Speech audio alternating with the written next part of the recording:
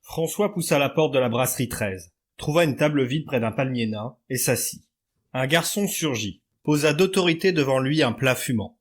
Il était de tradition dans cet établissement de manger le beefsteak frit, et tout client s'envoyait automatiquement servir une généreuse portion. François mangea de bon appétit. Fils de paysan, il préférait les nourritures naturelles. Mais comment vivre à Paris sans s'habituer à la viande chimique, aux légumes industriels?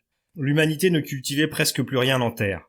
Légumes, céréales, fleurs, tout cela poussait à l'usine, dans des bacs. Les végétaux trouvaient là, dans de l'eau additionnée, des produits chimiques nécessaires. Une nourriture bien plus riche et plus facile à assimiler que celle dispensée chichement par la marâtre nature. Des ondes et des lumières de couleurs et d'intensité calculées. Les atmosphères conditionnées accéléraient la croissance des plantes et permettaient d'obtenir, à l'abri des intempéries saisonnières, des récoltes continues, du 1er janvier au 31 décembre. L'élevage, cette horreur, avait quasiment disparu. Élever, chérir des bêtes pour les livrer ensuite au couteau du boucher, c'était bien là des mœurs dignes des barbares du XXe siècle. Le bétail n'existait plus. La viande était cultivée sous la direction de chimistes spécialistes et selon les méthodes mises au point et industrialisées du génial précurseur Carrel, dont l'immortel cœur de poulet vivait encore au musée de la Société protectrice des animaux.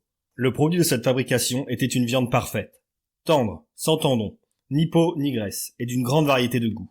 Non seulement l'industrie offrait aux consommateurs des viandes au goût de bœuf, de veau, de chevreuil, de faisan, de pigeon, de chardonneret, d'antilope, de girafe, de pieds d'éléphant, d'ours, de chamois, de lapin, d'oie, de poulet, de lion et de 1000 autres variétés, servies en tranches épaisses et saignantes à souhait. Mais encore des firmes spécialisées, à l'avant-garde de la gastronomie, produisaient des viandes extraordinaires, qui, cuites à l'eau grillée, sans autre addition qu'une pincée de sel, rappelaient par leur saveur et leur fumée les préparations les plus fameuses de la cuisine traditionnelle. Depuis le simple bœuf miroton jusqu'au civet de lièvre à la royale. Pour les raffiner, une maison célèbre fabriquait des viandes à goût de fruits ou de confiture, à parfum de fleurs. L'association chrétienne des abstinents, qui avait pris pour devise « Il faut manger pour vivre et non pas vivre pour manger », possédait sa propre usine, afin de les aider à éviter le péché de gourmandise. Elle y cultivait pour ses membres une viande sans goût. La brasserie 13 n'était qu'une succursale de la célèbre usine du beefsteak frit, qui connaissait une grande prospérité. Il n'était pas une boucherie parisienne qui ne vendit son plat populaire. Le sous-sol de la brasserie abritait l'immense bac à sérum où plongeait la mer, bloc de viande de près de 500 tonnes.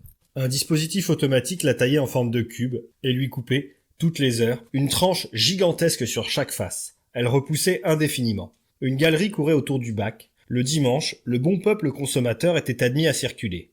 Il jetait un coup d'œil attendri à la mer et remontait à la brasserie en déguster un morceau, garni de graines de soja géant coupées en tranches et frites à l'huile de houille. La fameuse bière 13, tirée de l'argile, coulée à flot.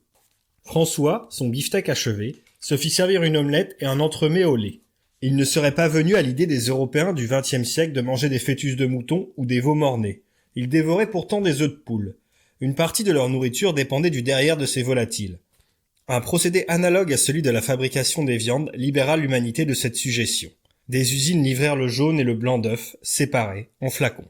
On ne commandait plus une omelette de 6 œufs, mais d'un demi-litre. Quant au lait, sa production chimique était devenue si abondante que chaque foyer le recevait à domicile.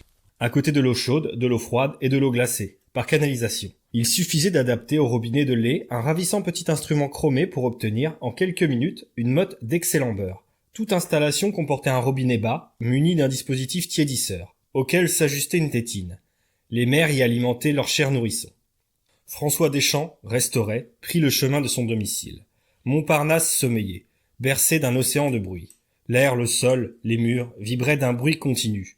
Bruit de 100 000 usines qui tournaient jour et nuit. Des millions d'autos.